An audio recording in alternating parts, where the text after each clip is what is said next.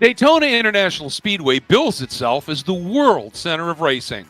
And while it is generally associated with NASCAR, it does have an international motorsports pedigree, having hosted the globally renowned 24 Hours of Daytona since 1966.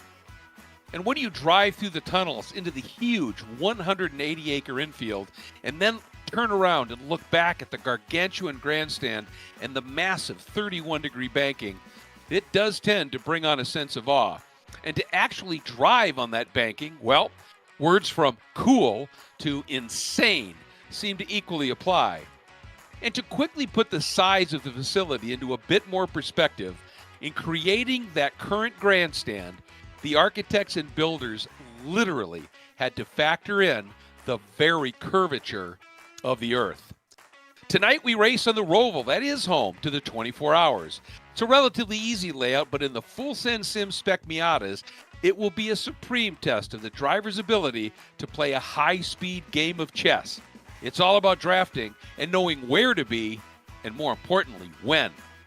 Welcome to round 6 of this third season of the 2023 Full Send Sims Esports iRacing Spec Miata Championship as we kick off the second half. Hi, folks. I'm Greg Creamer. Kyle Heyer has a conflict for tonight, but luckily we have Andrew Cardinale stepping in from the bullpen. Welcome, Andrew.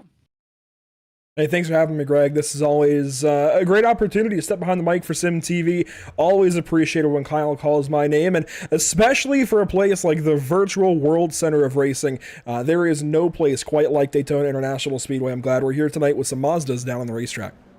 I'm looking forward to it. This, like I said, should be an absolutely extraordinary battle of drafting. And you can see in the background there, folks, that grandstand when Daytona Rising got completed in 2013 and it opened literally when we got a tour when I was doing the IMSA TV for Fox, and they gave us a big tour of everything and talked to one of the architects, and they said they literally, as I said, had to factor in the curvature of the earth. That is so long. And that in and of itself tells you a little bit, Andrew, when you come out of what would be Speedway 4 and that you've already been absolutely flat chat up in the banking after you get through the bus stop, it is such a long, fast run that we're watching right here.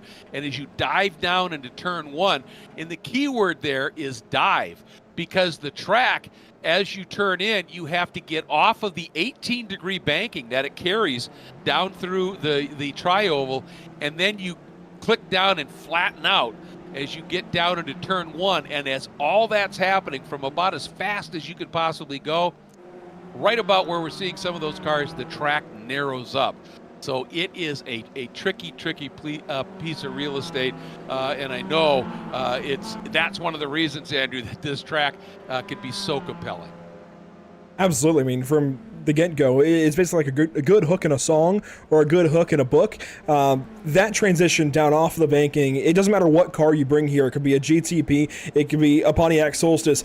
Any car you bring here is going to have some kind of trouble because faster cars, of course, you have to lift that much earlier. Then you still have that transition down onto the flat and then through those bumps. And there's that crown in the road even once you get onto the flat and get onto the road course. The crown in the road really makes it difficult in sports cars, especially. You come over one side, it's almost like it's negatively cambered. You come over the road a little bit and drop down into kind of the seat of the corner a little bit and have a little bit of natural camber in the road.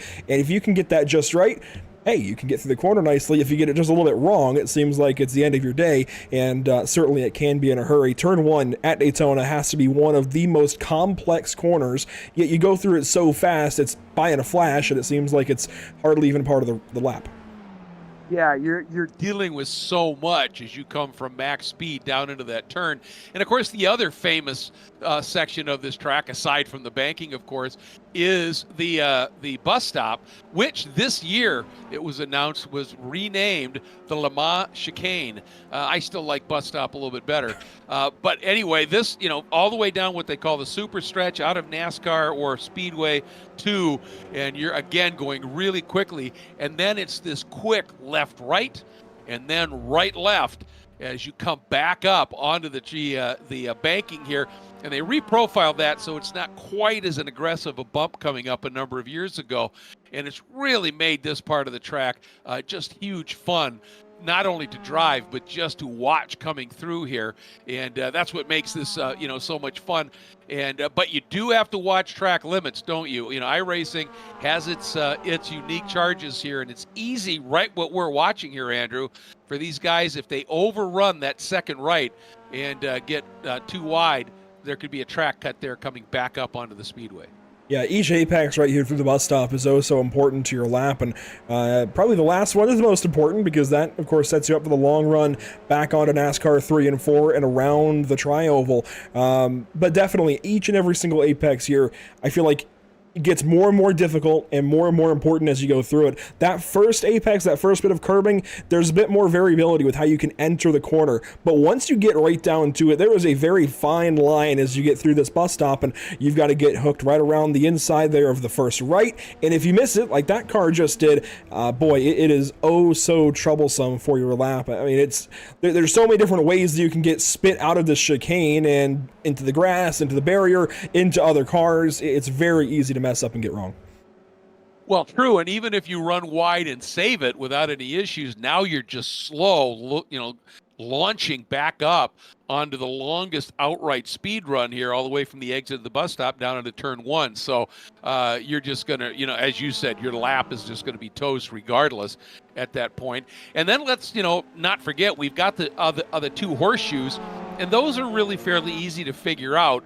The quickest lines through them oftentimes aren't the ones you want to race with somebody right behind you, but there is a really quick, right here, the kink through the infield. We're just seeing the exit of that by Andrew Wozencroft, and they come through there, you're booking through this kink.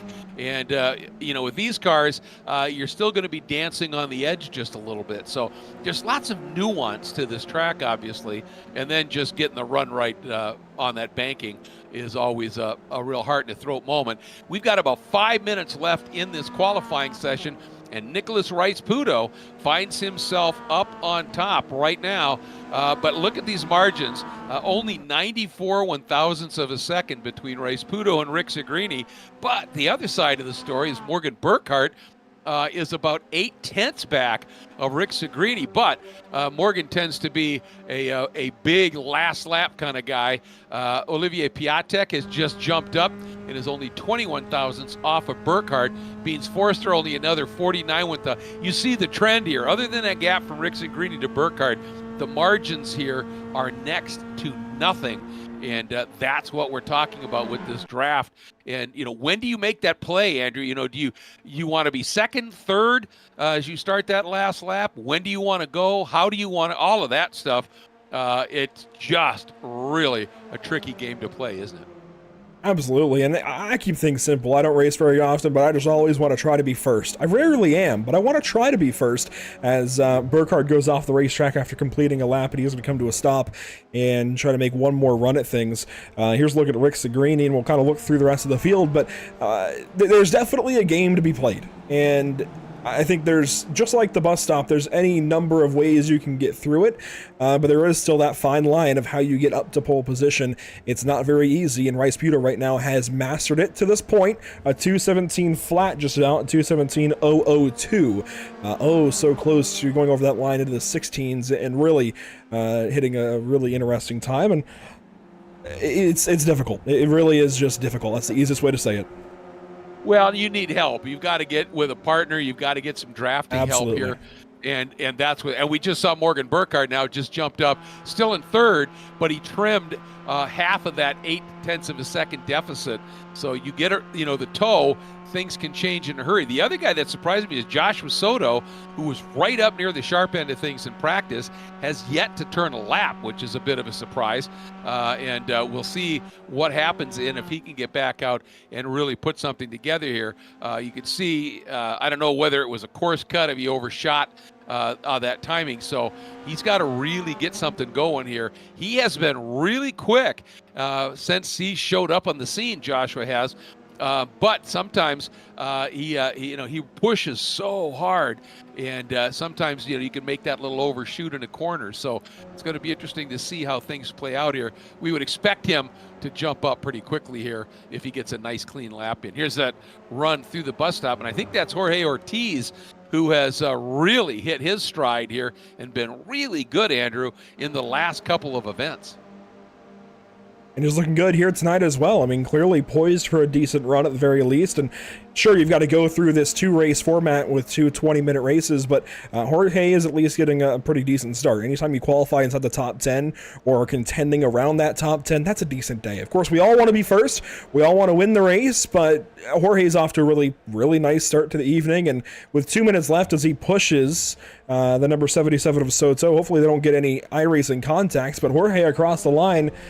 It was a decent lap there as well, but I think he invalidated it. Yeah, previous lap, nil. Yeah, because it's a very clear rule that if you bump draft in qualifying, you can certainly do it in the race, but if you bump draft in qualifying, that lap is invalidated automatically by iRacing.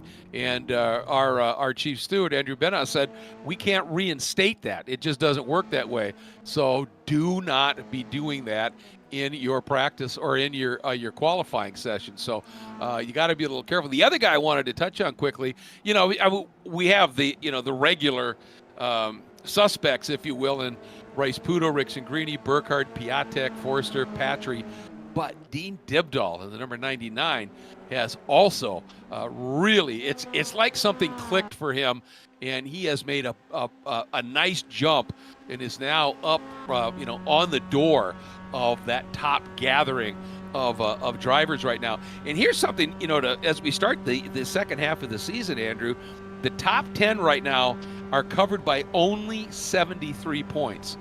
And we have 5 rounds yet to go, and you get to drop 2. So that is incredibly close for the top 10. And I mean, you can go back even a bit more, and it's still incredibly close at this point. So, yeah, there you could take a look at it and just see just how the margins are, how tight they are. And, a 2-way tie right now for second between Patry and Rice Pudo, the teammates. So, so much yet to happen in this season. There's a handful of ties as you go further down, but certainly just in that top 10, a lot of storylines to be had. The fact that your second, third, and fourth battle is only a couple of points apart as qualifying finalizes here, and we move on into the race session. It looks like we're expecting 9 laps per 20-minute race as you take a look here at positions a little bit further down in the field. But, Greg, we've got a field of drivers ready to go racing this evening, led by the number 03 of Nicholas Rice Pudo, who's been so quick through qualifying. Let's see how they line up for the race. Absolutely. And just real quickly, a huge shout out to Full Sin Sims and Cord Schmidt for creating this series and just having the vision to have it happen. And of course, Final Turn Motorsports, 3P Logistics, are presenting sponsors. By the way, next weekend, they're going to be really busy at the runoffs. They're probably already there getting ready to set up for some testing. So anyway, it's time. Let's take a look, as you said, at that starting lineup. It's Nicholas Rice Pudo with the 0-3 on pole over Jordan Rixengrini in the 108 starting second. Starting third and fourth, Morgan Burkhardt and Olivier Piatek, yep. Piatek, there you go, in that fourth position, a really stacked top number 4. It really is. And you look at who's starting up now in the 5th spot. Beans Forster, another of the guns up front, the number 23. Caleb Patry, one of the guys tied for second in the 998. Starting 7th and 8th, how about Dean Dibdahl? See, I covered these guys with you, Greg, back in March. From March to September, I've slept a few times. I've forgotten all these name pronunciations. I'm going to have fun with that. Well, and we have a lot of new entries, too, but that's Dibdahl, yep. Dean Dibdahl, there we go. Jorge Ortiz starting from the 8th position. You were enamored with that 311 in qualifying, and certainly I think we all should be. 8th place starting a spot, that's pretty strong. Yeah, and at the previous race at VIR, he was right in the scrum at the front of things. Great performance, too, starting 9th in the 87 for Selin Roland, and starting in the 10th spot, Christian Rice Pudo in the 22. Another big-time heavy hitter here towards the front of the field, Giancarlo Schooler, starting from the 11th position alongside Ethan Oring in the number 24. Starting in the 13th spot, the 00 of Max Bankin, joined by Skip Brock Jr. in the number 32, a little off where he normally qualifies. Starting 15th and 16th, how about Court Schmidt and Jordan Butler, the row of the 72s, apparently. Absolutely. In the 17th spot, the 53 of Trace Hance, joined by Max Schweid, starting 18th in the number 98. Top 20 ends up with Jim Freidhofer and Max Dara in the number 11. 21st is Seth Spolman. 22nd is Rocco Pasquarella. Falling back 23rd and 24th, how about Jose de las Casas? And finally, Luis Miralles. Miares? That's a fun one there on the 24th spot. In 25th, it's Michael Melvin and Andrew Gilliland in the 26th spot. And we're going to keep showing you the rest of the lineup here as you see Andrew Wozencroft and Alex McLean. But the field coming up for the start here. And you get out of Speedway 4 there, and it's still a long, long run up to that starting line. 35 cars going to take the green. Pace car moves in.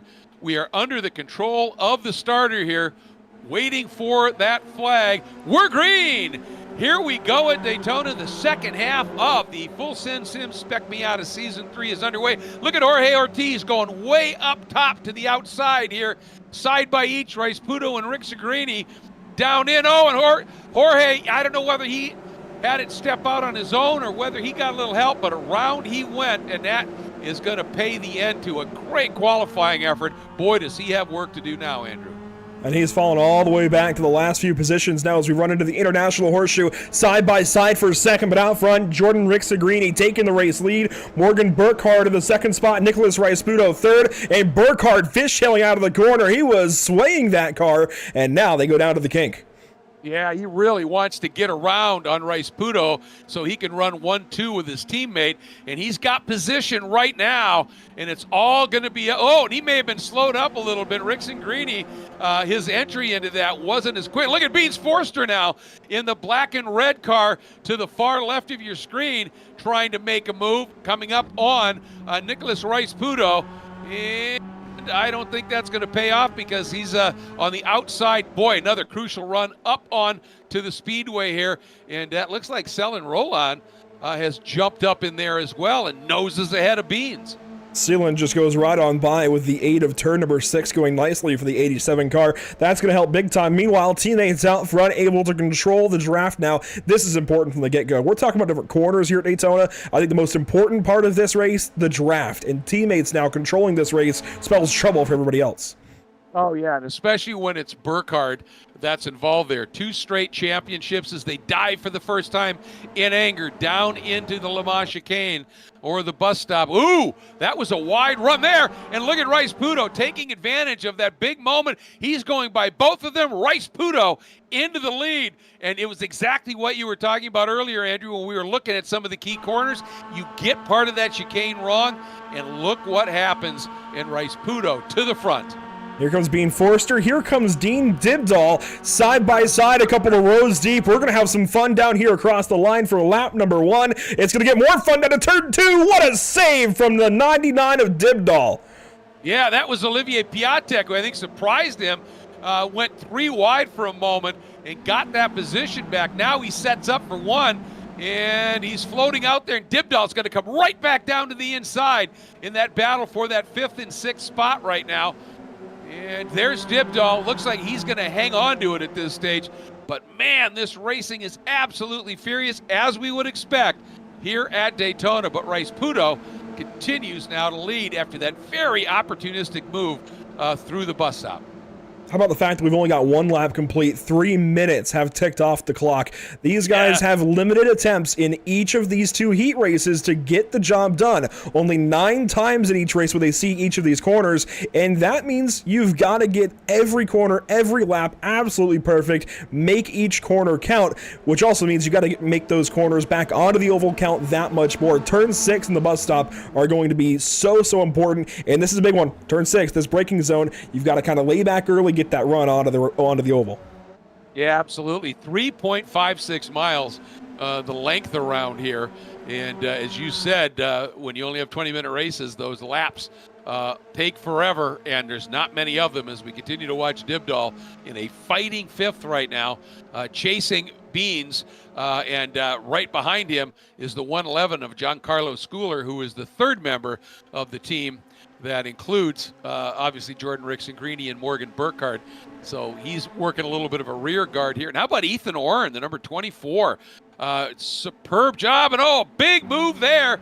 And looks like Burkhardt has gone through on Rice Pudo, and that's that draft coming into play. Hello.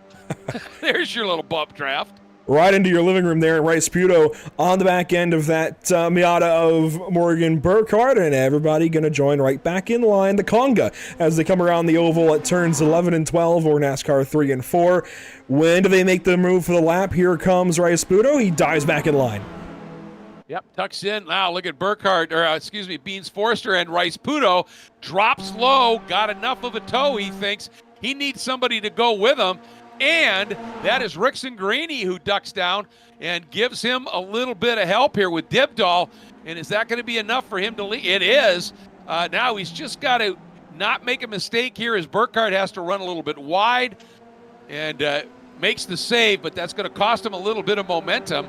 And Rixon-Greeny's going to go by. Dibdahl's going to give it a shot too, but he's on the wrong side. But Forster down to the inside. He might be able to make something happen here on Giancarlo Schooler. Yeah, hello, Giancarlo. He's suddenly in this fight. I don't know where he came from, but running seventh, battling with Beans Forster there through the International Horseshoe. Will go down to the kink. Look at how close they are for fifth and sixth, the 23 and 24. Oring and Forster making some contact now down to the West Horseshoe again. And, Oring tried to get in behind Beans. He was still side by side, not quite clear. They sorted out. Yeah, Beans parked him a little bit there, which is great racecraft. And you remember, Olivier Piatek had been well up the order and then faded a few spots. Now he's climbing back up. He's into the 7th spot and doing a really solid job. And Skip Brock Jr., he started well outside of the top 10, and he has done an incredible job moving up through the pack here as well. Right there in the middle of that group behind Piatek. It's Schooler, Brock, Max Schweid completing your top 10. A little bit of damage there, you caught it on the back of Piatek. Yeah, a lot of damage on that car. It's explaining why he's had some troubles as we're side by side again for the race lead teammates. As I mentioned, Rixon-Greeny and Burkhardt controlling the draft up front, even though they sometimes fall back to second and third and watch Rice Pudo take a run on them. They are still controlling this race, even if they do it from a couple of spots back. Why? Because power in numbers. They are the only teammates I see up front that are actually able to work together. I mean, they're here. They are the only team that is actually concentrated in these top 5 or 6 positions. They get to pretty much lead this race just by that. Even if they're from second and third, they're kind of still leading because they have the numbers. Well, you're right. And right now, Rice Pudo, as you said, is the lone warrior because his teammate is Caleb Patry, who qualified well. I think he was caught up in that first turn melee and is now back in 31st. So right now, this is a scenario for Rice Pudo where he's hoping somebody else comes up to join him, like a Dibdahl maybe, and tries to do something here and help him out just a little bit. But I'll tell you what, this train continues here. And part of this, Andrew, they are also exploring. The guys at the sharp end are going, okay, if I'm in this position, if I'm in 4th, what do I need to do to make a run here? Into the pits. That is a tough break for Celine Roland, who was having a really, really good race as well. But a lot of this is data gathering, isn't it? Just, where do I need to be when?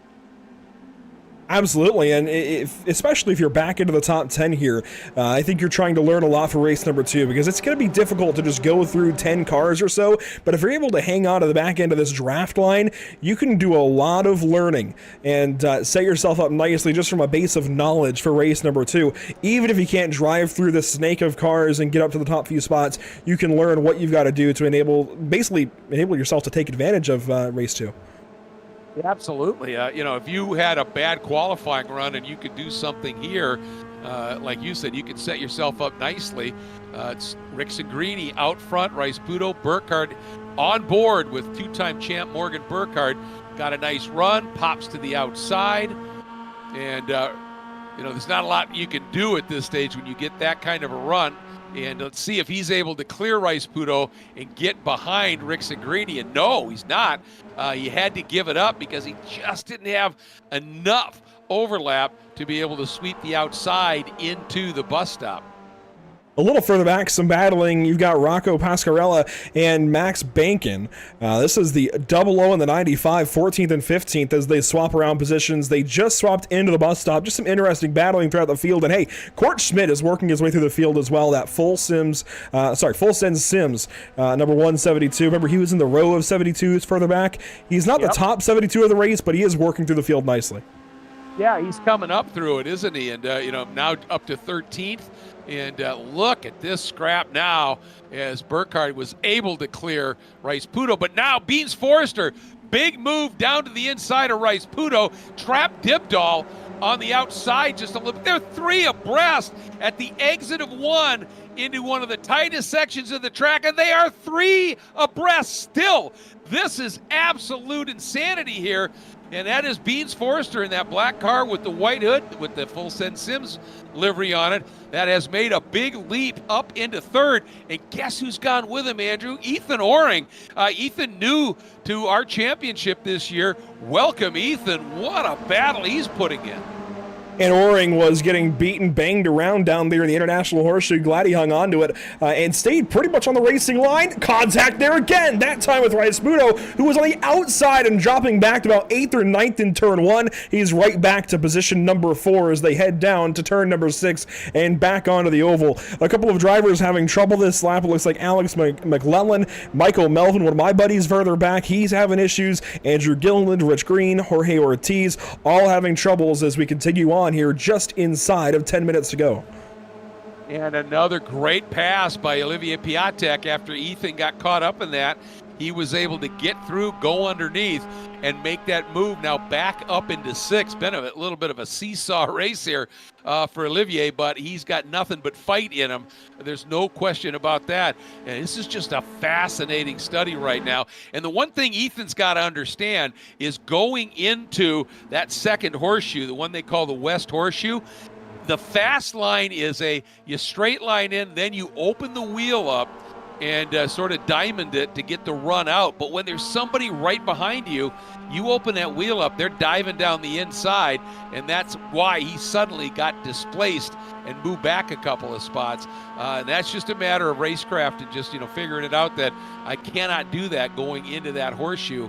The fast line there is not the best line to race when you've got somebody behind you. Trial and error is the best way to learn, and that follows true for racing as well. Try again. If it doesn't work, keep trying. Burkhardt out front, and his teammate Rickson Greeny trying to help Rickson Greeny open the door up. Dibdahl. What a save, and we've got, that's not going to work. Around goes Giancarlo Schooler along with Dean Dibdahl. There we go, getting the names out. Giancarlo, I don't know what just happened in turn 1 other than a lot of trouble. Yeah, that was absolutely crazy. Big wiggle. You can see Dibdahl just got a little, or was that Giancarlo Schooler? And then he got bumped by the 98 of Schweid, and that sent Dibdahl over into Giancarlo Schooler, who was trying to make an outside move. And, hey, that's one of the things. Outside in turn 1, it can work if everybody is really clean inside.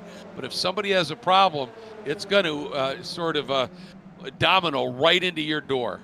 There's Dibdahl when he got real loose, just crossed up into turn 1. Then there was that contact with the 98 and Giancarlo Schooler, and suddenly backwards were the 99 and the 111.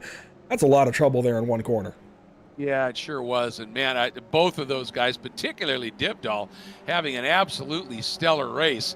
And now he's dropped back almost out of the top 15. So some real issues for him. And that has, I was going to say it may have let these guys get a little bit of a break. But look at Olivier Piatek. Beans had a run, had to pop to the outside not to lose his momentum, but when he did, it was immediately filled by Rice Puto. So now look at Beans. He had to really get creative through that chicane, and he may have made that work. Wow, what a move that was. But still, Rice Puto got a better run through it, and Piatek going with him. And now Rice Puto noses ahead, and that puts Rice Puto into that final podium spot. However temporary it could well be as we're coming up on 6 minutes to go. Creative was a great way to describe the way they went through the bus stop that time. Side by side were Beans Forrester and Jordan Rixagrini, and that almost went very, very poorly. Hello, Skip Brock Jr. Welcome to the fight. That yellow Miata here at the back end. Oh, that's not going to work. Not clear. Flipping in the grass. He went upside down. Still flipping. Look at the tumble. Unbelievable. Holy wow. cow. Landed right on the back of that car. Look at this. He's still going. He's still going. He's still flipping. That is the 03 of Rice Sputo. He's still flipping. He was. That's absolutely unbelievable. You know, anybody who says that these Miatas don't carry some momentum here, look at that. Just got tapped after he got sideways by Beans. I didn't see, to be honest with you, who first clipped him there and sent him sideways. Boy, that didn't help. That's why he got that second bit of momentum here. Wow. That is unbelievable. Nicholas Rice Sputo, watch this. This is a case of not clear. I think he comes down into Beans Forrester and is going to pretty much turn himself. And this is a great exhibition of iRacing's new grass. What's the word? Physics. There you go. Yeah. And now the grass has grip and bite, doesn't it? And look at this. He gets clonked right there. And that gives him a whole nother moment of energy here. I will give those that might be a little more squeamish in terms of, I guess, motion sick, whatever. I'll give you guys a warning here. We're going to take a pretty unique onboard. This might be a little bit fun. We'll go back and just watch. There's a lot of tumbles. I challenge somebody to count the amount of tumbles here, and oh my gosh, his poor wheel is freaking out, so you can see it back and forth, left and right, just about as quick as you're going sky ground. This is end-to-end pirouetting into turn number one. That is really, really spectacular.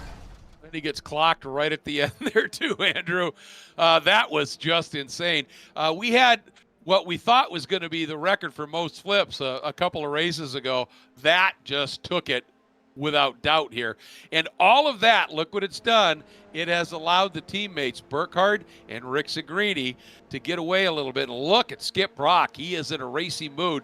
At this point, you wonder, with only 3 minutes and 40 seconds to go, are they now just, have said, all right, we're battling for third in the last podium spot. The last thing you want going into the last couple of laps of a race is to have Burkhardt with a teammate right behind him with a little bit of a gap. That's what we have. Yeah, Burkhardt's already got, what, a 20-point gap on the field, 22 points on the field. Yeah. Now he's got a couple of tenths on the rest of the field right now in this race. Call it a second on Forster, so his first real competition. Sure, he might go mano-a-mano at the end with his teammate Rixagrini if they can hang on here, but his first real competition is a second behind him with 2 laps to go at Daytona. That's not good for the rest of the field. That second is the draft delta that you want to be within. You get about a second, maybe 1.1 seconds. So if Burkhardt and Rixagrini can put some real work in here, they can try to break that delta, but right now Forster's still just within it. And that's the entire thing, isn't it? They've just right now, we saw Forrester, Brock, and Piatek battling. A little off there for the 221 of Charles Vaccaro. But if they can just, we know Beans has speed, and I think this was good. Let Beans get up into third, and then have both Brock and Piatek work together and try and stay with Beans. Of course, Beans right now is saying, I don't know that I want help. I want to be able to just get up here and run free. But the problem is that if he's doing that, he can't get any help with somebody in terms of a bump draft to try and close him up, Andrew. Yeah, I'm surprised Beans ran up on the top of the banking. We didn't quite see the 2 leaders. I wonder if they were doing it as well. That would explain why Beans was so far up the racetrack. But it looked for a moment like he was trying to give the spot up, maybe try to use the draft from Skip Brock Jr. and Olivier Piatek. That didn't happen. Now, yeah, the top 3 are all running up on the wall. And what's interesting is, I don't know if they're trying to break the draft, but this is only going to bring the top 5 closer together. Skip Brock Jr., Olivier Piatek, they're going to be able to run that more narrow, shorter radius around the corner. They should theoretically catch, and I say that, and they're falling back. Well, and some of it is if you're running up high, it really opens up the angles into turn 1 and into the bus stop, as opposed to being a little bit tighter down the line. Here we go, white flag. And at the line, the margin, 95 one-thousandths of a second in traffic. Great job getting out of the way. Trap Skip Brock a little bit. I mean, you can't just hit the disappear button. And Beans Forrester now has got to run. Is he going to do a late dive down on Rick Segrini? He is. Down into the International Horseshoe. He is through. And even with Skip Brock getting held up a little bit, he was able to make that happen, and he brought Olivier Piatek right with him. So just that fast, Rick Segrini loses that second spot. And right now they've got to work together because Burkhardt has a half-second lead. And that feels like everything the rest of the field needed in order to upset Morgan Burkhardt late in this race. That splits up the two teammates. Yes, they can get back together. They still have power in numbers, but you've got a car in between. You've got Beans Forrester now to play a spoiler. All it takes is Skip Brock Jr. to get a good run on Rick Segrini, and I think Forrester can go properly to work. That said, he's out wide at turn 6. That's going to pull the 23 back away from the 40 car now just a bit, but he's unimpeded in the draft up to Burkhardt. Let's see how this plays out down to the bus stop. Yeah, absolutely. And I'm not sure he's going to want to try something into the bus stop. He just wants to catch him and be right behind him as they exit the bus stop. So this is everything here right now. And the one thing, Burkhardt having that little bit of an extra margin, he was able to sort of open the radius up into corners, go back to that fast line as opposed to that better racing line. See that bump? Yeah, Forrester got to the back end of Burkhardt, then lifted, and that bunched up Rick Segrini, which actually might help Rick Segrini. He gets a better launch out of the bus stop now because he backed up his exit as a result of all that. And look at that. That was textbook from Burkhardt and Rick Segrini. They put Forrester on the outside. Numbers are going to work once again at Daytona. This is an easy run to the checkers, I think. Well, but I was going to say, Skip Brock getting a double toe, now a triple toe. He might carry a bit more speed if he can find a way through. Nope, not going to happen, but here comes Rick Segrini. Brock diving way down to the inside at the line.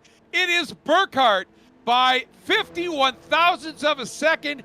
Now, check that now. It's updating. 44 one-thousandths of a second with Beans Forrester another 25 one-thousandths back. Skip Brock another 20 thousandths back. Basically, folks, the top 4 are covered by less than a tenth of a second. That was exceptional. That was Daytona. Yes, indeed. Holy cow, what a race that was.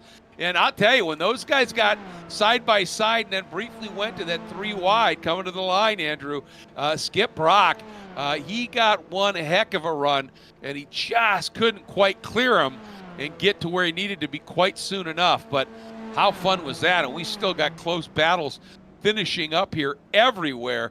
Wow. Look at this. Results are still finalizing, but this is a look at your results. We won't get a very long window here. Morgan Burkhardt, big time win over Rick Segrini, Forrester, Skip Brock Jr., Olivier Piatek. What a top 5. Oh, incredible. And very, very close, as I said. I mean, the top 5 are covered by 6/10, but that top 4 by less than a tenth. For Giancarlo Schooler, got caught out there. Look at Kurt Schmidt, fought his way up almost into the top 10. Wozencroft, Friedhofer, Pascarella up in the top 15. Patry, who was deep down, about 28th at one point, up into 16th, fighting for everything he could possibly get. Caleb Patry, that was probably the drive of the race right there. Definitely. Just impressive stuff all around. Through the top 20 as a whole, a lot of drivers, a lot of different highlights, certainly a lot of drivers with some low lights, if you will, as we wait on Rich Green to come across the start-finish line. He will be the last driver to finish. That's why you see his numbers still clicking off. But the rest of the field right there, I mean, Michael Melvin, Seelan Rowland, some really unfortunate results there. Even Andrew Gilliland down there in 33rd spot. And Ethan Oring, just as results finalized, Oring was sent down, I think, to 16th. That indicates a penalty when it's all said and done. So Ethan Oring, boy. I'm not sure if it was a corner cut. I'm not sure if it was an incident penalty. Usually that's a corner cut when it comes to road racing. Problems there for Ethan Oring in the 24. He was so good earlier on in that first race. That's not how you want things to go.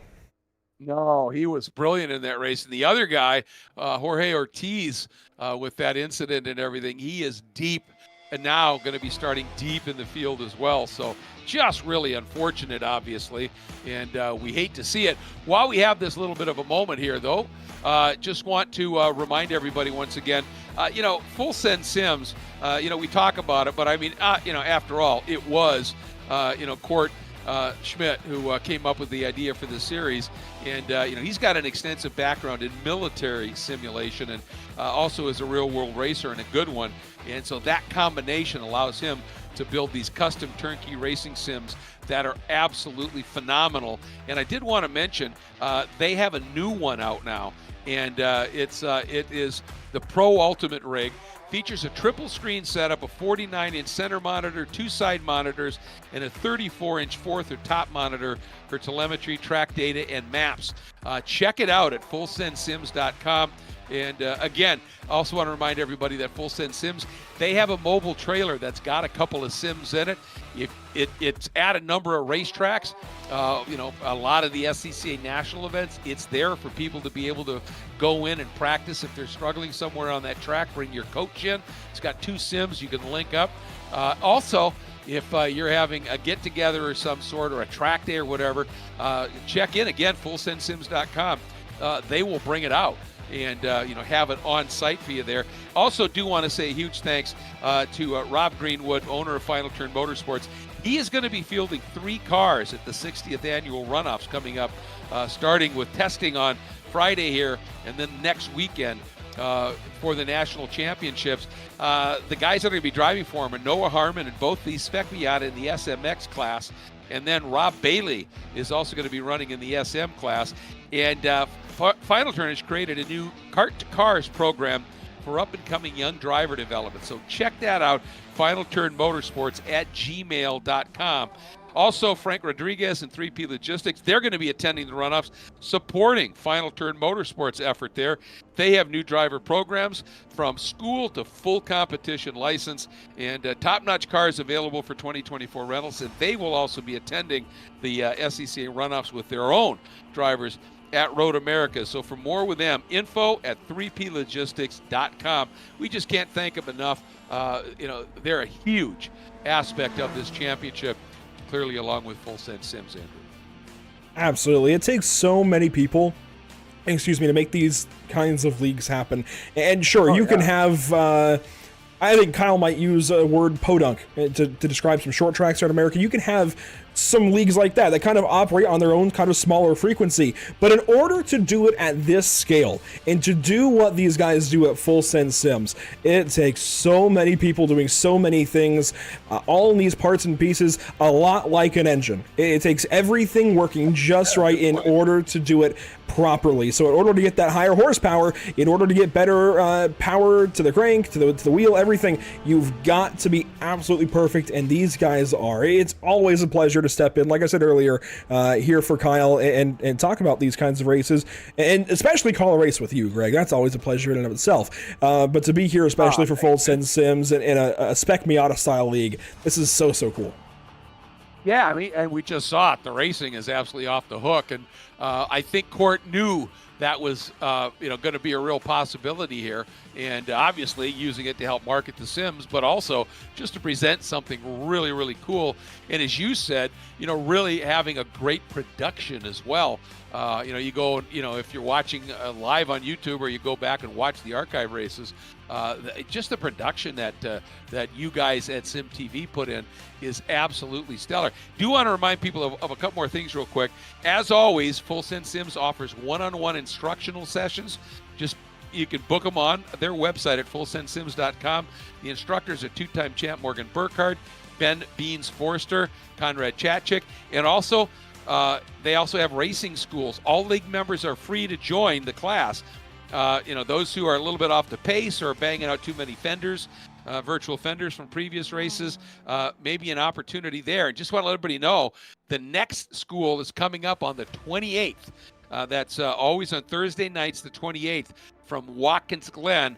And that's where our next, we'll be racing at Watkins Glen in a couple of weekends. So that's an opportunity. If you're not familiar, we're going to be running the Cup course. So that school will cover everything on the Cup course. So as always, Full Send Sims really looks after every aspect of this. And I think we're wrapping up on our, yep, here we go. We're starting to grid, and that means we got another 20-minute race. It's going to be tough to beat. The top four covered by 91 thousandths of a second at the line in race 2, but I'm not betting against it. Certainly, I don't know how you could bet against these guys. We are trying to pull the starting lineup, but it looks like it's a little bit off. Morgan Burkhardt should be listed as pole. Jordan Rixagreen should be listed second. Interesting. That might be out the window. It seems like maybe we're gonna have to work without the starting grid tonight. We'll try it one more time. Let's give it a shot. Interesting. Yeah, Burkhardt should be starting from first. Rixagreen second. But hey, graphics sometimes they kind of act as they please.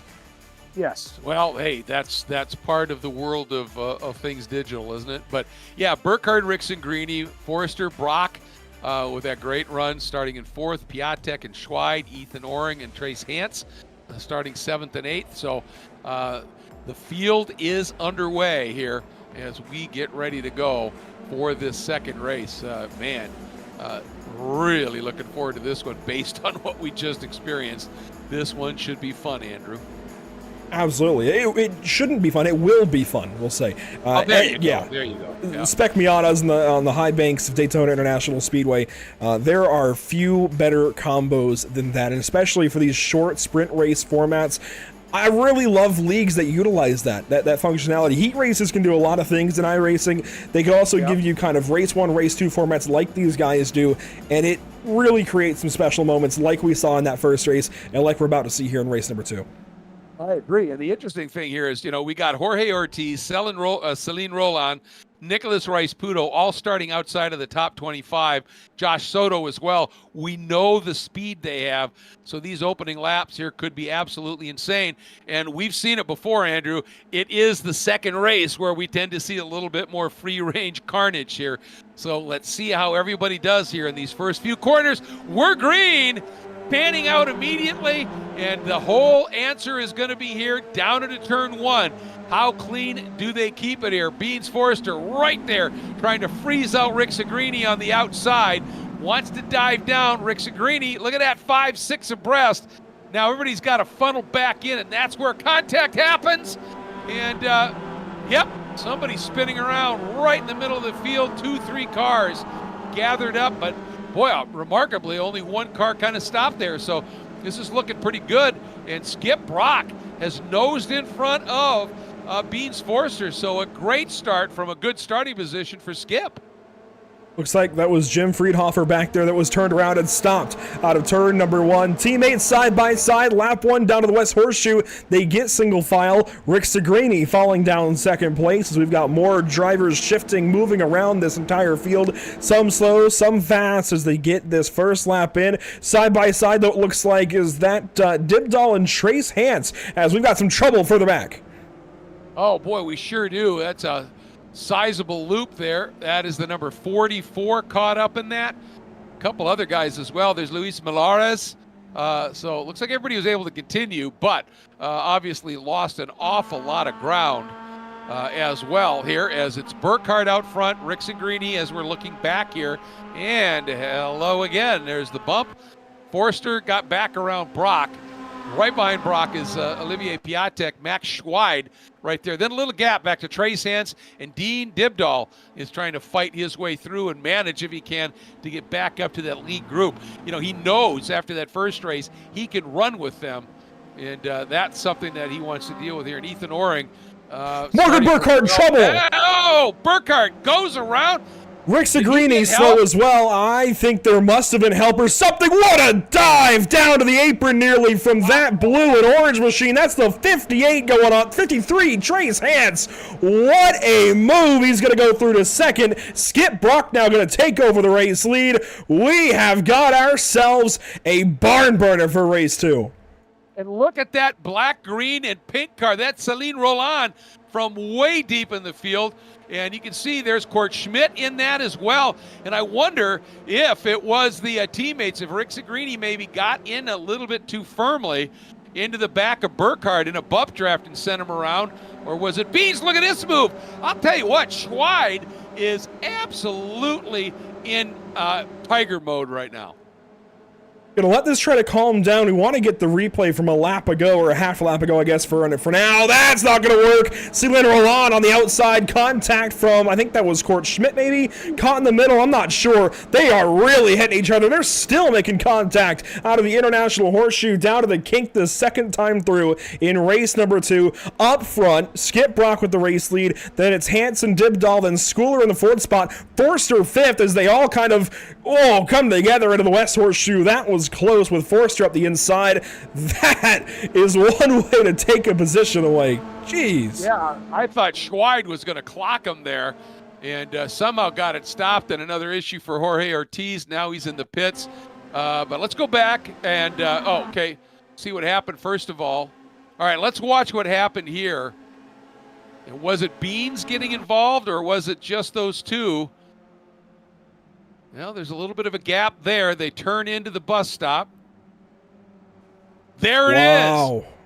Wow. Yeah, Morgan just got a little crossed up, but I don't think that Rickson Greeny, he didn't realize that he had lost so much momentum there. We're going to watch it one more time, and this will be from Rick Segrini's perspective once we get the onboard here. Watch Morgan Burkhardt down through the first couple of apexes of the bus stop. Again, this is, what, lap 1, lap 2? This is really crazy for this to happen. Burkhardt certainly got loose, fell back, and Rick Segrini's just trying to do his job. But man, that is huge to have that early, and what a save! That is what put, who was that down the grass? Wow. That was Piatek. Yeah. And then here comes who you were talking about, Trace Hans. While everybody else was checking up, he just went through, threaded the needle. Looked like a road rage moment with a guy going on all 3 lanes on the freeway, and it paid off big for him. But holy cow. Oh, 3 wide, down to turn 1. That's not going to work. Brock gets hit. Is that Burkhardt again going around? No, that was Giancarlo Schooler, who was out to the wall, and the car's junk. Yeah, he clocked. Oh, look at it. It won't do anything right now. Oh, no. That is not where you want to be. No, punch out, buddy. There you go. Wow. Wow. This is, well, we said second races often get a little bit nuts here, and that's what we're seeing play out. There's no question about that. But, and you know what? Jordan Rickson Greeny did the exact right thing. As they got into the bus stop, he checked up, he backed up, and gave the 40 of Burkhardt a little bit of space. And Morgan just got too much curb turning down into the bus stop, it looked like, unsettled him. And when he got the next curb, it just kicked him sideways. So, wow, huge development here, obviously. And let's catch our breaths. Yeah, Burkhardt just, this is your point leader now. Burkhardt back in 14th. Ethan Oring, more trouble as he's down to the pit lane, it looks like, by a toe. And you mentioned Morgan Burkhardt, points leader, won race number 1. And it's a good thing that he won race number 1 now, because as you mentioned, down in 14th spot, as low as 21st, though, in this race. Yeah. That's pretty impressive that he's back up at a 14th. Yeah, he does. He just is so quick. By himself, in a draft, whatever. He's just really, really good. He's got Rocco Pascarella right behind him.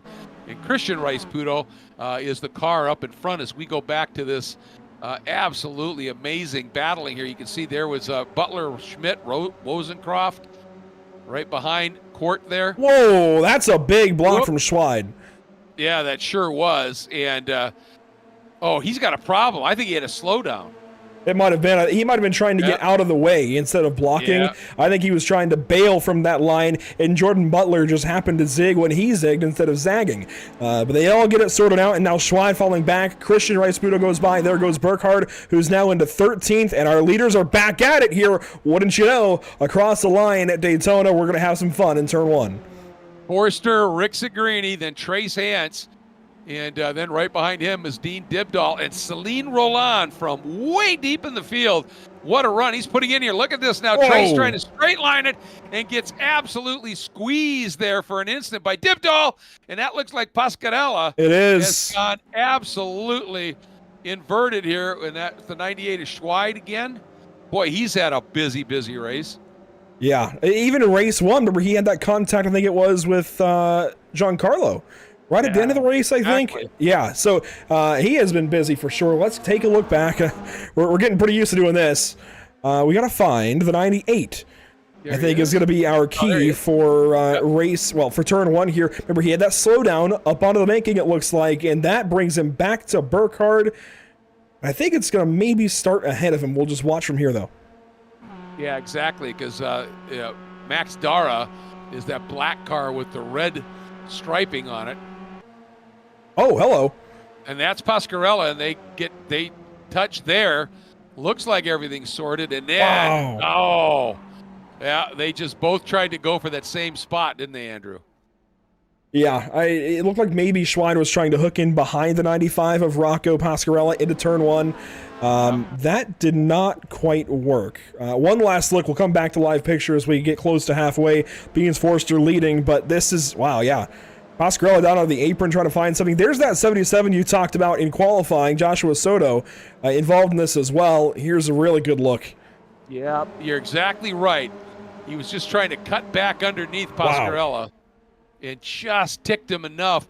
You know, it was such a slight glance. It was enough to get Pasquarella sliding, but not enough to slow him down. And so he got up there. Look at this. Forster leading Dibdall now with Rixen-Greeny right behind him, trying to work that outside line and get after it. Then Hansen, Celine Roland behind them having a battle. Couple of different approaches here, heading down. Here we come, and you can see right there Dibdall knifes down, and just that quick, Forster first to third. Dibdall stays put. Rixen-Greeny now pops to the outside, trying to square up underneath. And Dibdall did not open the door up enough, put his car right where Rixen-Greeny was thinking of going. And now this little bit of battling with these three guys should bring Trey Sands, Celine Roland, Nicholas Rice-Puto, and Skip Brock right back into the equation here as we are at halfway. It won't stop there because look at who else is coming. The 72 of Butler, this 172 of Schmidt, that row of 72s, they're working through the field. Rosencroft in 10th, he's gaining on these guys. Christian Rice-Puto, he could be in the conversation, and I think even back to Morgan Burkhardt could be in the cards, at least to get a top 10, considering he's rolling back out to these guys only 10 seconds back. Sure, these guys have draft, they're going to pull away on the oval, but if they keep holding each other up enough in the road course, we're going to have some fun, and I think a lot of these cars, we're going to get a much longer line than we have now. Rosencroft slow. Oh. Yeah, he sure was. Might have been a slowdown. I was just going to say, and that's the thing is that when you were talking about Burkhardt, at that point he had about a 4-second deficit up to Christian Rice-Puto and those guys. Well, that moment now, that's been trimmed just in that one moment by a second. So if he can latch onto the back of those guys, I'm not sure he's going to make it to the top 5 because he'd have to clear all those other guys and then run this group down. But he certainly has it. And look at this battle here. Great battle here between Court Schmidt and I think it's the 72 of Butler. That it is, yeah, right back down to the bus stop. Schmidt on the offensive. He was taking a look to the inside, now got crossed up a little bit, and a four-wheel slide out left. Glad he hung on to it, but the car definitely did not like the compression there early in the bus stop. Went out sideways just a tad and lost a lot of speed. Yeah, we just saw evidence of what we talked about at the top of the show. One little mistake in that bus stop, and you can either lose a big lead or just drop well off here if you're in chase mode. And Dibdall pops high. Not sure what that plan was because here comes Rixen-Greeny and Beans. I wonder if Dibdall said, I don't want to lead. I want to drop to third here. And then we talked about it. Work on what is my racecraft going to be, but he gave up maybe a little bit too much momentum because here comes Hans now, and Hans is going to have that inside line. Dibdall's going to have to do everything he possibly can here to stay in position. He may have done just enough, but that was an interesting move. I think it was, I want to be third. I want to see how I can play that, but he ended up giving up maybe a little bit more, but now hangs on at least to third. Here comes Trace Hans fighting back alongside Celine Roland, who has absolutely turned his own day around. Really nice fate controlling, if you will, for his own self in the number 87. Celine in the top 5 racing. That was close into the West Horseshoe. But you're right, it was an interesting play to turn one from Dean Dividal. And I feel like it was to try and play chess when these guys were playing checkers a little bit. He was trying to get back, and I mean, think Martinsville, NASCAR, and actually maybe Mazda's here soon as they went testing there. But if you're the first car in line, you're going to get hit. If you're a couple of cars back, you're going to be doing the hitting. So if they were to accordion in that corner, he was kind of getting himself a different play as now Trace Hans tries to get into the draft of Celine Roland, and Roland goes back down to Rice Pudo, managing that draft nicely. But I feel like Dean was trying to play the corner, just gave up a little too much. Yeah, I think so. And also, we just saw that was Trace Hans overshot turn 6 and went way wide and immediately lost those 2 spots. And Nicholas Rice Pudo, now that puts him up in that red, the 5th car in the queue there, up into that top 5. Although I'm sure he's probably still dizzy from that crash in that first race. But now he's in a position with 6.5 minutes to go to be able to do something. Here comes Beans Forrester on the back of Jordan Rickson-Greeny, giving him a little bit of a shove. And now here comes Dibdall. And does he get close enough? Does he give them a tap and do something? I think he's playing it nicely or trying not to hit Beans in the turn. And now all bets are off at this stage. You can see Skip Brock Jr. way down to the inside trying to run the short line. Or does he? Oh, he pitted. He's pitting. Yeah, this is what a shame. Big trouble for the 32 car. Not sure why he's got a pit. He does have a lot of damage there on the left side. A lot more damage, it looks like, on the left rear. Definitely has seen some action here in race number 2. What a shame, because he came I think up that might have been, yeah, I think that was a pass-through, a penalty. A drive-through penalty. Oh, my goodness. All right. Well, that explains it here. And Celine Roland, as Dibdall, working wide lines through here, trying to carry speed. Let Celine Roland come right up along his shoulder, and Celine's got help from Rice Pudo. Now, they're going to probably have to give here because side by each through this kink is a little bit difficult, but Dibdall still leaves that open, swings that door open here. And I'll tell you, you can't drive the normal fast line here when you've got somebody on your inside. But Dibdall maybe was able to make it work because he's going to have the inside into turn 6. And does. Just make sure you don't overshoot 6. And he doesn't. Although Celine squared up a little bit and got a great drive out of 6. And that is going to, he's going to get help too from Rice Pudo. I think Rice Pudo is going to go by Dibdall. And there he goes.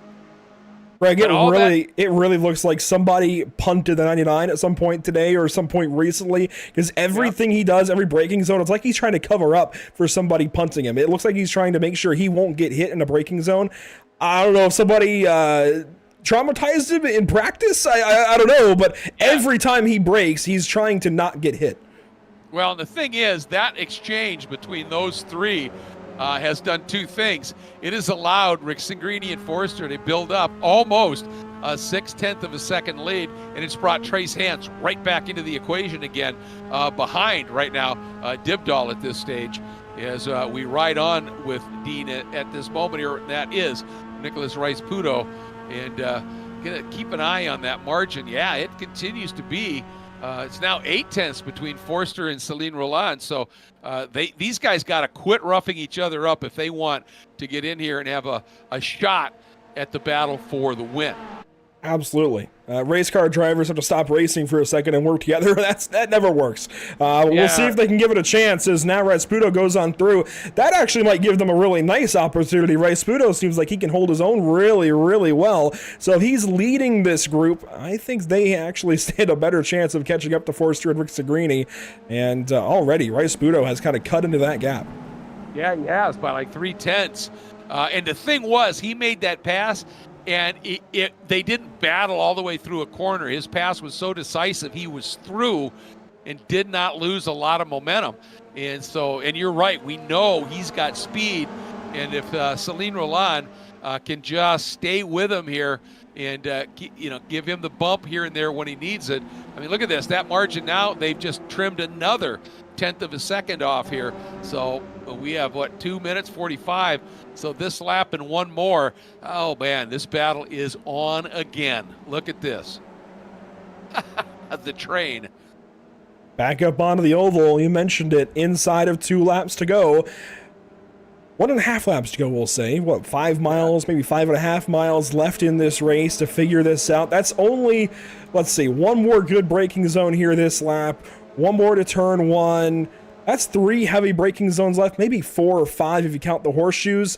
Not many passing opportunities left. You've got to make it happen. Yeah, absolutely. I mean, and look at that. Right away, these two up front are working together so well. They briefly open up a little margin, but then Rasputo and Roland work that beautifully. Now we go through this bus stop, and it's the conga line. Looks like Beans had a little wobble there, lost just a smidge to Rixengrini. And now does Rasputo say, I want through, or does he say, nope, I want to tuck in and get us right back up onto the back of Rixengrini? Oh, man, Rasputo got a little bit of a bump from Roland, and he had a big wiggle there. Was able to hang on to it. But that is hard in your throat stuff here as we're coming around.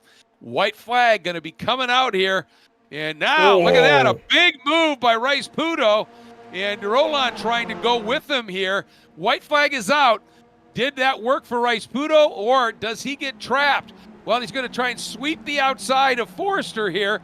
Forster, though, that inside line, and Roland going to try and do something with him here as well. Here comes Forster Beans. Beans, what a move.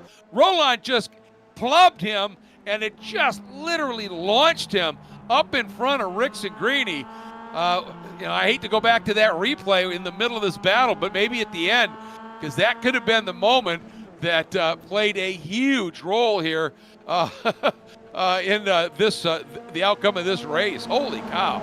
Dean Dibsdahl still side by side now with Rasputo as they head down to the West Horseshoe. Sealy and Roland trying to move around, find a way by that 108 car of Rixengrini. Can't find any daylight there, and Rixengrini now right around the curbing in turn 5 gets right on by Beans Forster and sets up for an interesting run to the bus stop here. And contact for third. Roland just hangs onto it. Forster's going to have the draft back onto the oval. How does this one work out for the checkered flag in race number 2 at Daytona?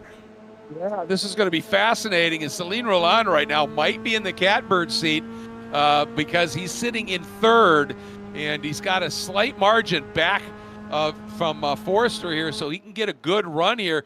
But I just don't think you want to do anything into the bus stop. And as I say that, Beans says, well, maybe that's the deal. There's Roland, who helped Beans into the lead going into turn 2 and 3. He's going to help Beans into the lead here. And Roland slices through into second. That drops Rixengrini to third.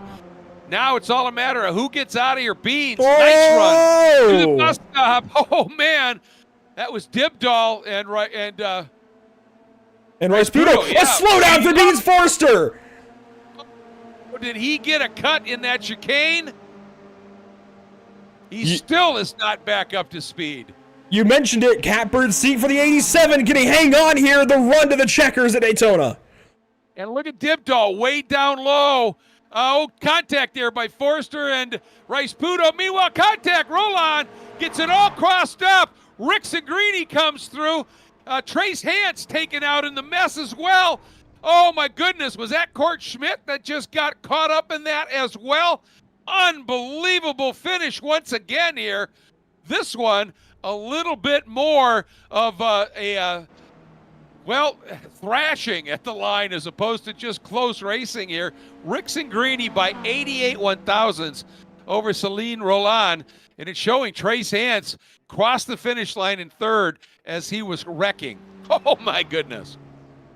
That finish was far more controversial, and again, that was Daytona. That looked like the 2015 Coke 0400 here when they all crashed across the line. Austin Dillon went into the fence. Yeah. That's what that reminded me of. These guys, they held it together until the start-finish line, and everything came loose. A few more cars coming across the line. We have a lot to review after the checkers. We're going to quickly show you results and then go back and try and sort that out. We'll get a replay of turn 1, then come back around to the finish. That's a lot to talk about. And folks, when we think about the point scenario, another wreck happening, the point scenario, look who's 7th, Andrew. Morgan Burkhardt. I was going to mention it. Drove back into the top 10. As we mentioned, could happen. Got by Court Schmidt. Got by Andrew Rosencroft. Got by Christian Rice-Budo into 7th. He was the next car behind that top 6 fight. Unbelievably, within 6 seconds of them. Remember, he was, 10 seconds back and losing time to the leaders just with 3 laps to go. Drove it, and wow, results have changed. Burkhardt was just dropped. Burkhardt down to 15th. Oh, man. He must have had a penalty somewhere, I would think, huh? That's exactly what that would have been. Wow, we didn't see it, but oh my goodness. Well, we were just singing his praises, and ends up he's going to lose a ton of points. Dibdall gets dropped all the way to 17th as well. So Let's that see what may we have can been find. part and parcel of it here. You're right, Dibdall falling way, way back in the results. Quickly, we're going to try and get the turn 1 mayhem. I know I said we do results and then replay. I completely, you know what? This has been so dramatic. I completely lost that train of thought. But let's watch turn 1 here. This is going to be fun. Yeah, absolutely. This is crazy. And you watch here, you see that really sudden move by Rice-Budo, and you can see Roland tries to go with him. They're both snaking there.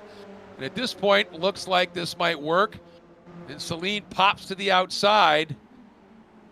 Right there. Now watch what Celine does to Beans as they come out of this turn here. Right about there. He just hammers Beans, and it just launches Beans clear of everybody and gives him enough to be able to turn in.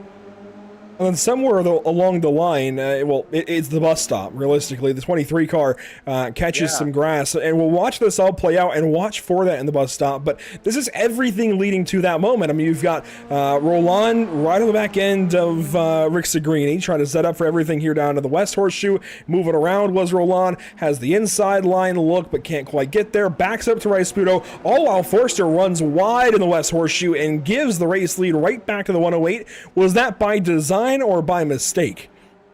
That's a tough call because that line is a really quick line, and we talked about it. You know, when you drive a fast line, sometimes it's not the best racing line, and I wonder if maybe Beans thought he had a little bit more of a margin and was just trying to accelerate out and keep his exit speed up, and Rick Segrini just covered it. But the guy who's just been in hunt mode here is Celine Roland. I mean, he was high, low, all the way through that exchange. And it doesn't stop now. As you can see behind there, you can see Rice-Budo and Trace Hance and Dibdall in their own little scrap. But here we go into the bus stop. Let's see what happens here once again. Yeah, so watch the 23 of Beans Forster. He's going to cut the corner somewhere through this exchange, and I think it's here. Yeah, right there on exit. He had 2 wheels in the grass. That is a corner cut. That is just over the edge, and that gives the edge to suddenly to Celine Roland. Watch him drop down the banking. And you mentioned catbird seat potentially. He almost was, and then Rick Segrini had something to say about it. Yeah, Rick Segrini just tucked right in behind him. And there you see Dibdall drop low, trying to get around Beans, who's still trying to recover his momentum. Trace Hance goes high.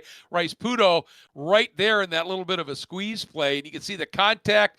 Dibdall, what a save by Dibdall. That was superb. Fantastic driving out of all of these top 6 drivers. You see the contact bottom of your screen. Celine Roland and Jordan Rick Segrini. A little bit of contact. I'm not sure I can pin that on either driver. They're trying to race for the win at Daytona, of all places. But Celine Roland ends up sliding around and giving up the race win as Trace Hance comes in. Great job from Hance, and yeah, he was full up in the air across the line and crashing to take the 3rd position. I will take one more look at it, then get results, but I don't think I can blame either driver. Yeah, no, I mean, that was just really it was just side by side, close battling. And, the thing is, those double yellow lines, when you're straddling them, you got a tire near it. It's a transition. That's what it's marking. And you get down on that, and then the car starts to just wiggle. And there you can see down low goes Rick Segrini. And as Roland tried to save it, he just touched that line, and around it went, and then there's all the carnage. Ooh, That was Dibdall. that was Dibdall who clocked him. Well, when it's all said and Holy done, crap. that is one heck of a way to finish Daytona. Yes, it is. Just like the NASCAR guys do all too often. So incredible stuff. And got to give a shout out here to Court Schmidt. Through all of that, kept himself clean, ends up 6th. Wozencroft, one of his best finishes, just some really stellar driving. Up into 7th, Christian Rice Puto in 8th, Olivier Piatek and Skip Brock Jr., who both had up and down events, end up into that top 10. But, you think about where Celine Roland started and where he finished, that to me, drive of the race, drive of the event. I don't disagree. Results on the bottom of your screen, they're going to tick on by, so watch for your favorite driver. But we've got some drivers who've been patiently waiting to talk to us as we just went back and watched all of what happened on that last lap. Are you ready to talk to these guys? You bet. Let's do it. All right, first up, we're going to bring you the race winner. I'm sure Rick Segrini has a whole lot to say. I would sure think so. Jordan, congratulations on that win. And I said at the top of the show, driving here at Daytona, some people might say it's cool, others might say it's insane. I'm guessing you'd vote for the latter after that race. Oh, yeah, definitely that one. That was just absolutely crazy. First of all, what, from your position, what do you think happened there with you and Celine Wright coming to the line?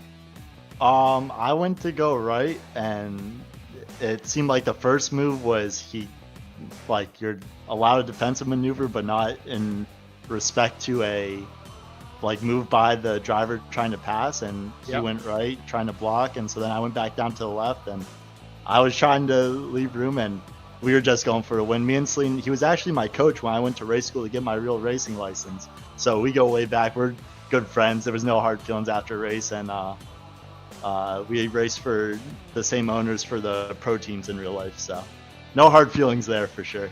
Well, it was just great side-by-side action, and it looked like when you made that move to the left after he covered you, and you get down to those double yellow lines where that transition is, your car gave a little bit of a wobble, and it looked like his did too, and then that's where you guys tapped. Yeah, I don't think anything that happened coming to the line was anything intentional. We definitely weren't trying to wreck each other, so for sure, it was definitely a fun battle out there. I know he had a great drive coming from deep in the pack with Rice Puto, so yeah, I mean, he was way back, so I mean, just a superb run. You've got to be pleased with this, considering obviously that you came in 5th in the points, and you're going to make up a little bit of ground here because some of the competitors you have are a bit farther back in the points. yes, definitely a big night for that. Unfortunately, I won't be here. I'm going to try and find a sim up at the runoffs to use to maybe do next week, and then the week after that, I'll be in Indy with Toyota. I'm going down there this week. I leave tomorrow for Sebring, so I'll be 3 weeks on the road racing in real life, so it'll be give or take with what I get to do on the sim, so hopefully I can make something work. Well, we hope so too, but if you can't, boy, did you hit the pause button with one hell of a race here and a big win. And in your mind, at the top of the show, I said this is maybe the definitive high-speed game of chess. The draft, it's not just where you want to be, but when. Best possible opportunity. Coming out of the bus stop, do you want to be leading, second, third? Probably third or fourth. Me and Rice Puto were timing it, and there's definitely a certain time gap that you want to be back to the leader in order to slingshot the right way. Yep. It was kind of funny. Going into that final lap, they let me by, and I was in the lead for the last 2 laps, and then going down to turn 1, I kind of went wide, and Beans got under me. And then in the infield, he kind of brushed wide, so nobody really wanted to take the lead on that last lap. But it ended up, Beans unfortunately got to slow down, and I had timed the bus stop pretty good. Celine got under me, and I knew the double toe here in these cars with the open top is pretty crazy compared to just the single car push.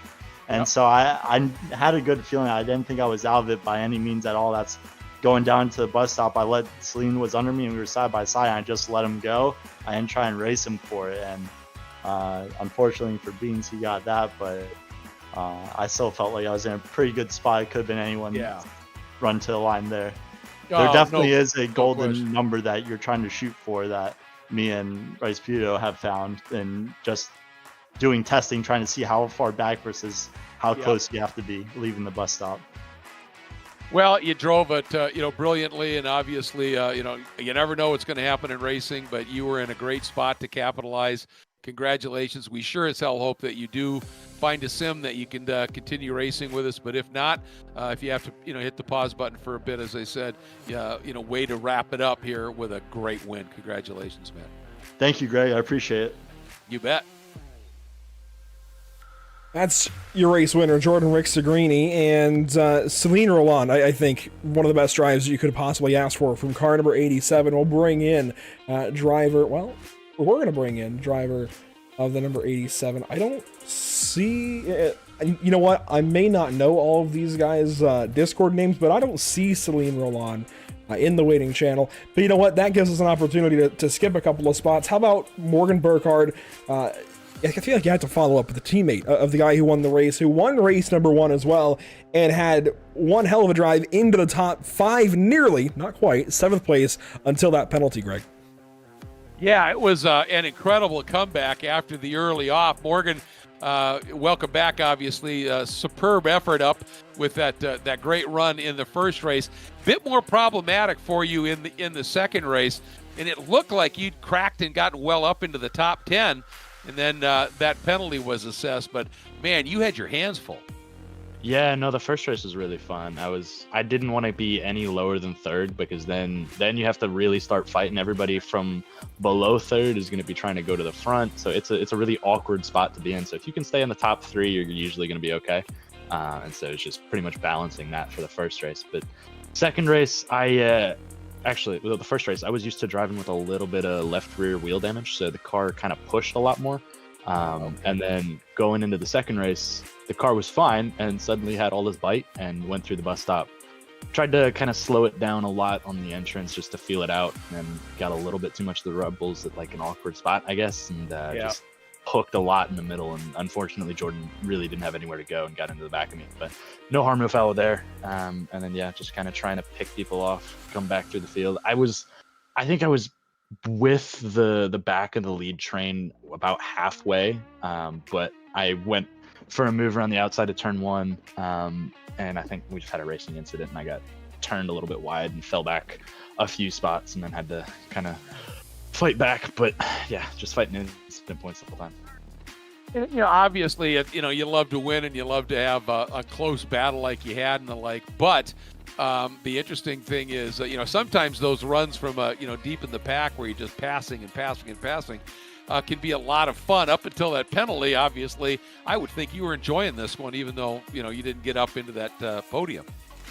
Oh, for sure. It's a lot of fun for me. I get to kind of practice my racecraft. How do I set up a pass so that I can not lose either of us anytime? Because especially at this track, it's so important to pass people smart so that you don't lose the draft of the next guy. Because a lot of the kind of mid pack where I was coming through was separated by a second and a half. So if you pass somebody and then you both lose time, then it's so much harder to get back to the next guy. So you have to do it real smart. Maybe not pass him into a corner, but try and pass him on the banking or on a straight, and make that pass real fast so that you can keep that gap to the next car pretty close. Yeah, and the last thing I wanted to talk about with you is, we saw a number of drivers that were consistently driving the fast line through the International and the West Horseshoe, which isn't always the line you want to be running when you've got somebody racing right behind you. As you open the wheel, try and flow speed, and they can cut down underneath. That's the level of racecraft you have to really play this game of chess, isn't it? Exactly. Yeah. Especially here, there's 17 different lines that you can take there, especially in turn 1. And like you said, both horseshoes, there's a fast line and then there's a race line. So if you look at qualifying laps versus the race laps, there's a very, very stark difference between the two, because especially here, because the draft is so powerful, you really have to understand that people will they'll just cut down off the exit of a corner, and then if somebody goes with them, you're going to get trained. So you have to play which train to kind of go in front of and play. It's a lot like NASCAR, actually. to That play makes the sense, momentum yeah. of different Yep. trains. Absolutely. Well, win in the first race and not where you wanted to be in the second race. It's going to close those points up. So, hey, you're keeping it exciting for everybody for the rest of this season. And as usual, just a treat to watch you drive. I appreciate it. Thank you very much. You bet. Morgan Burkhardt with a really solid run, just not where he wanted to be when it's all said and done. How about Beans Forster, though? Also, arguably one of the better drives in the race, if it just didn't come down to that slowdown. Yeah, that was a real shame. And, Beans, obviously, we went back and looked at it, and you just got such a run into the chicane. It looked like you just couldn't quite keep it on track through that last left back up onto the speedway. Yeah, that was not the brightest move from me doing that. I kind of saw it coming, and I should have lifted, but you know how we are. We get greedy sometimes, and we just keep it in there. But yeah, that was definitely interesting. The entirety of the event. Oh man, yeah, with the draft here and it all, everything that was going on, and you were usually right in the midst of it. In that last race, that I think it was starting the final lap. It sure looked to us like as you were coming through what would be turn 2, that Celine gave you a nice bump and just kind of kicked you right in front of Rick Sangrini. Oh yeah. So when I was sitting behind Jordan coming out of 6 going into the bus stop, I'm sitting there thinking to myself, like, do I sit behind Jordan or do I try and go for a pass? And I'm just trying to think about who's behind me and what are they going to do? And I was like, oh, it's Celine. He's going to go for the bump 100%. And so I just pulled out to the left and sure enough, boom, there it goes. Got the big bump. And then I kind of threw it away at the end. But I think that would have been a sweet move if I was able to pull it off the way I really wanted to. Oh, it absolutely would, no question. And a couple of times in this race, it looked like when you were up front, you just sort of moved up high and let guys go through. Is that, you were trying to figure out, all right, if I'm running third or fourth, what is my game plan? Yeah, so definitely going throughout the race, after most of the carnages happened and as kind of us that were up in the front, I really had to start thinking about where I wanted to be because I know I had a tiny bit of aero damage in the front and on the left side of my car. So it was going to affect me. And a lot of the times I kind of usually want to sit P3, maybe P4, depending on the gaps in the entire front pack. But I figured with the detriment to my aero that I had, my best bet was to sit in P2. Going into the bus stop and either pass on the exit or pass on the entry, hoping that the guys behind me can go too wide. So it was definitely a long thought out plan through the entire race. Well, you have to do that here at Daytona. And as always, just great fun, great entertainment, and a great drive. Sorry about that little cut, but you had, driven, brilliantly. So, hey, thanks so much as always. Yeah, thanks, guys. Thanks for putting on such a good show. Thanks. Beans Forster, a really solid run in race number 2, and he was good all night long. I think he was one of the most consistent drivers. He and Rick Sangrini certainly have the highest point totals out of this evening from the 2 races. Really interesting to watch how different drivers were strong in different races. Really, they ended up running when it was all said and done. Of course, Morgan Burkhardt is kind of an asterisk on the day. Easily could have won race number 2, but ends up down there in 15th, something like that. Yeah, absolutely. Yeah, it was, pretty fascinating. And, you think about like Nicholas Rice-Puto, he had that monster wreck in that first race, came back with a good drive. I really wish we'd had a chance to talk to Celine and or Trace because they both had fabulous runs. And I wanted to know how Trace threaded that needle down that backstretch at one point. And a big shout out again to Court Schmidt for a great 6th place finish, just keeping his nose really, really clean out there. So with that, I think we're going to wrap our coverage up here from Daytona. But as I said, that was just starting the second half of this now elongated season, going from 8 to 10 races, but including 2 drops. So we do want to remind everybody that next Tuesday night, we will be running at Lime Rock Park from a 3.56 mile super speedway and a high-speed roval to the 1.5 bull ring. And I'm sure we're going to have a sizable entry. That should be absolute insanity of a completely different type, Andrew. I love that in the road racing world, Lime Rock Park is a bull ring. I'm more of an oval guy, so I'm used to quarter miles. I'm used to even fifth miles with legend cars and karts sometimes. To think of a 1.5 mile track road course that goes all over the hillsides there in Connecticut as a bull ring, that's such a weird concept to me, but it's absolutely right. Every time we unload at Lime Rock Park, no matter what kind of cars we bring, it is absolutely one of those bull ring races. You expect a lot of contact, just like here at Daytona, just in a completely different light. And certainly, these Spec Miatas are going to have a lot of fun next week, next race out. That is going to be a very, very special race on the calendar. I think so too. I think it's going to be just phenomenal. So everybody, make sure you join us again next Tuesday night. And remember, on the 28th, we have the driver's school for Watkins Glen and the Cup course that will be running the weekend or the week after Lime Rock Park. So all that's unfolding. As always, a huge thank you to Full Send Sims for their not only support of this championship, but the creation of this championship. To 3P Logistics and to Final Turn Motorsports for their great support. To all of the competitors that come out. I mean, a huge field again here of well over 30 cars. And to everybody tuning in on YouTube, man, we just love being able to bring this to you. For Andrew, for Finian, for Kyle, I'm Greg Creamer. Every one of them plays a pivotal role in bringing this to you at the level that it's brought to you. And a big shout out and thanks to all of them. We look forward to seeing you again next Tuesday night from Lime Rock Park. Until then, take care, everybody.